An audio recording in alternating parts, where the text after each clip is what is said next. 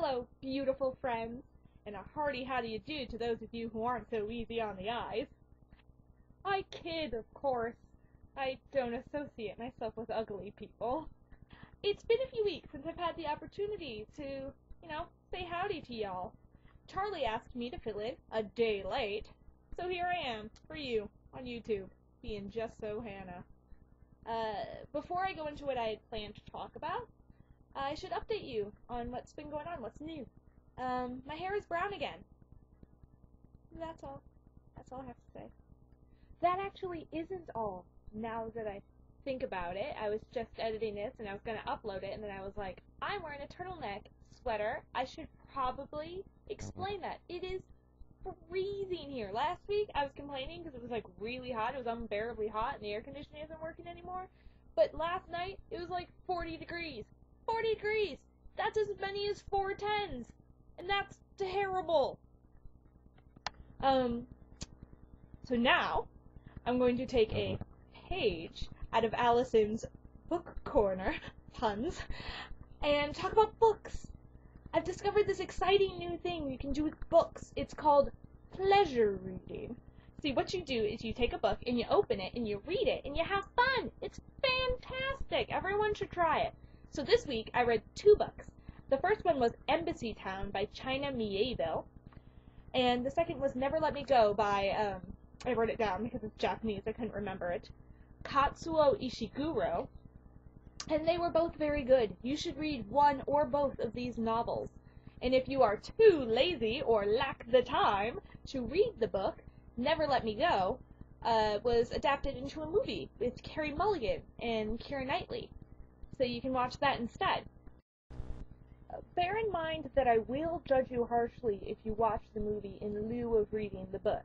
Despite my only recently renewed appreciation for the written word, I have decided that it is sacred.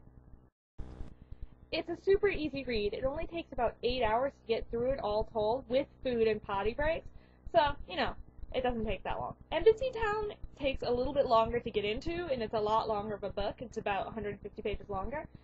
But if you are into the philosophy of language, and who isn't, you'll get a real big kick out of it. It's a really good book.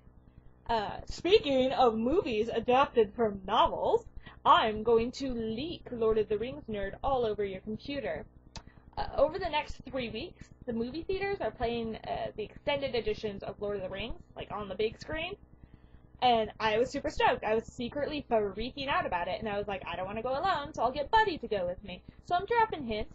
I'm like, oh, Lord of the Rings, how fascinating. Or, speaking of Law and Order, Lord of the Rings is my favorite thing. Or, perhaps most subtly, Buddy, we're going to go see Lord of the Rings in theater. Deal with it. I should probably take a moment and mention that Buddy is my brother.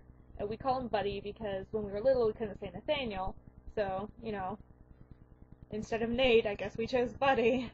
I'll try to catch him in transit between the kitchen and the computer, and if I can get him to, I'll have him say hello, and I'll edit it in right after this remark.